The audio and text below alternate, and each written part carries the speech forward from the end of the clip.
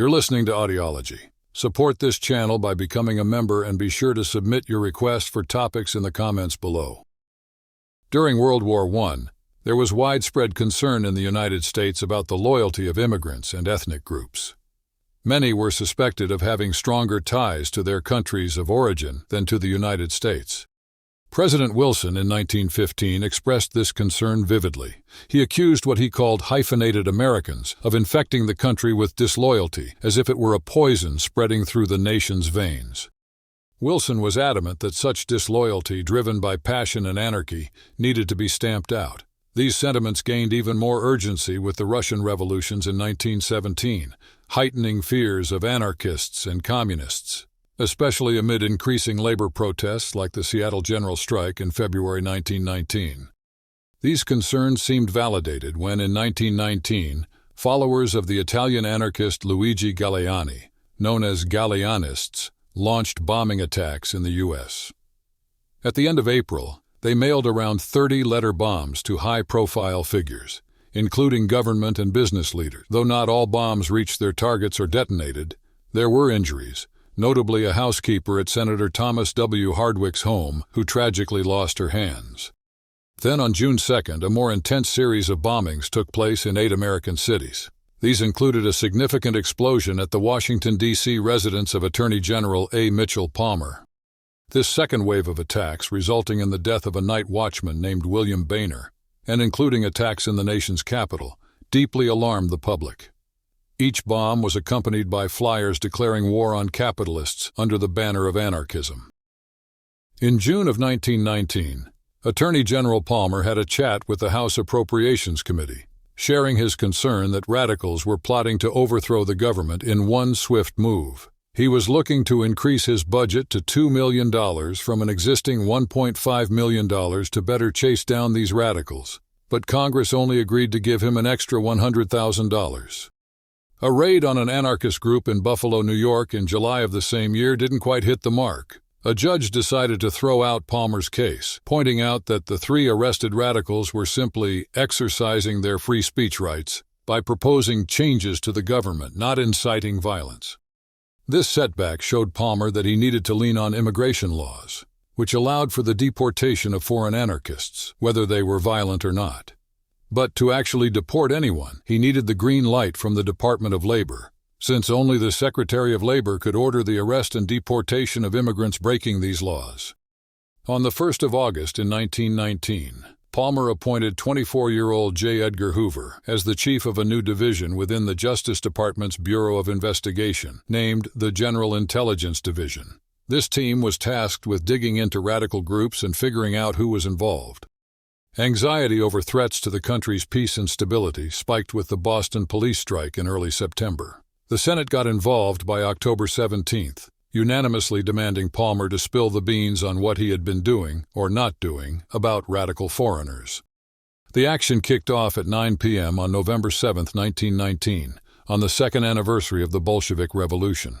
Bureau agents, in collaboration with local police, launched highly publicized and rough raids on the Union of Russian Workers across 12 cities.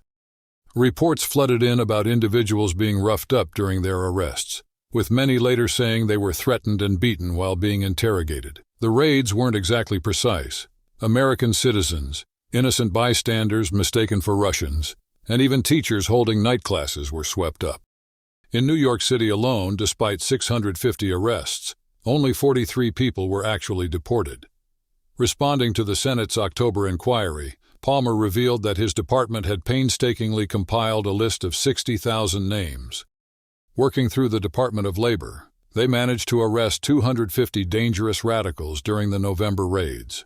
Palmer also pitched the idea of a new anti-sedition law to strengthen his hand in going after anarchists.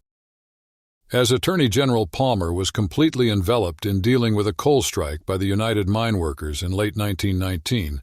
Hoover took the helm in organizing a series of raids. He managed to persuade the Department of Labor to relax their regulations slightly, permitting a delay in informing arrested individuals of their right to an attorney until after the government had constructed its case, under the pretense of protecting government interests.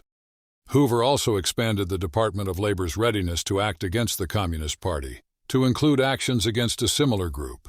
the Communist Labor Party. Despite the Secretary of Labor, William B. Wilson, insisting that mere membership in a group wasn't sufficient grounds on its own to issue a warrant, Hoover found loopholes by collaborating with more cooperative officials within the Labor Department who were inundated with work. Later, senior officials at the Justice Department, including Palmer and Hoover, would state they were oblivious to these procedural nuances. The Department of Justice executed a vast operation commencing on January 2, 1920, with smaller raids persisting for the next 6 weeks. Spanning over 30 cities across 23 states, they apprehended at least 3,000 individuals and detained many in overcrowded and unsanitary conditions. Hoover himself later acknowledged distinct instances of brutality.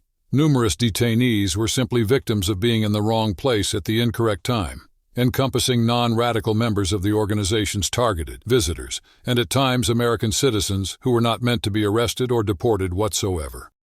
Albeit the raids were depicted as nationwide, the efforts west of the Mississippi and south of the Ohio were predominantly for appearances. At one juncture, the Department of Justice alleged to have discovered several bombs, but this assertion lost its credibility after exhibiting to the press a few iron spheres, never to be referenced again.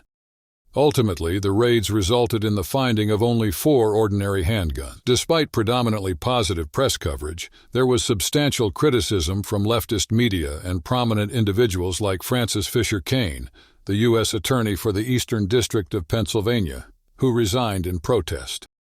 In his resignation document, Kane contended that the mass raids were imprudent and frequently culminated in injustices, arresting individuals who were not actually at fault. He lambasted the government's strategy as a ploy to suppress a political party and cautioned that such tactics could force harmless undertakings underground, rendering them perilous. In retort, Palmer championed the raids as indispensable to address what he depicted as an epidemic and argued he was defending constitutional principles. He asserted that while political freedom should be fostered, the government was justified in halting efforts aimed at its overthrow through violence. The Washington Post echoed Palmer's sentiment, proposing that in times of crisis, apprehensions about infringing on freedoms had to be relegated to the background. In the weeks following some staffing changes at the Department of Labor, Palmer encountered a challenge from the new acting Secretary of Labor, Louis Freeland Post. Post was fiercely independent and made a bold move by canceling over 2,000 warrants he deemed illegal. Out of the 10,000 people arrested during this period, 3,500 were detained, and 556 resident aliens were deported under the Immigration Act of 1918. During a cabinet meeting in April 1920, Palmer tried to have Post removed by appealing to the Secretary of Labor, William B. Wilson. However, Wilson stood by Post. The president, hearing out the conflict, did not directly address Post's actions but warned Palmer not to let paranoia guide his actions, using the phrase, "not let this country see red." Josephus Daniels, the Secretary of the Navy, noted the president's words seemed especially pointed toward Palmer, who seemed to perceive communist threats everywhere. In response to Palmer's aggressive stance, his backers in Congress tried to impeach or at least censure Louis Post.